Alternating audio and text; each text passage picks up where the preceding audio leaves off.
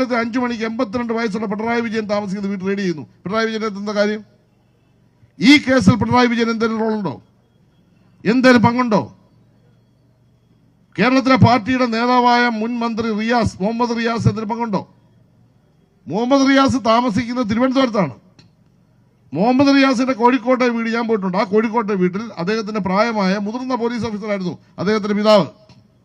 SP rank retire ചെയ്ത ആളാണ്. കോഴിക്കോട് കമ്മീഷണറായിരുന്നു. ഒരു പോലീസ് ഉദ്യോഗസ്ഥനാണ്. അദ്ദേഹത്തിന്റെ മാതാവ് ആരോഗ്യപരമായി വളരെ പ്രയാസപ്പെടുന്ന ഒരു മാതാവ്. അദ്ദേഹത്തിന് 2 കുട്ടികൾ ഉൾപ്പെടെ 4 പേരാണ് താമസിക്കുന്നത്. അദ്ദേഹത്തിന്റെ ഭാര്യയുമായി തിരുവനന്തപുരത്ത് താമസിക്കുന്നത്. ആ വീട് എന്തിനാണ് റെയ്ഡ് ചെയ്ത്?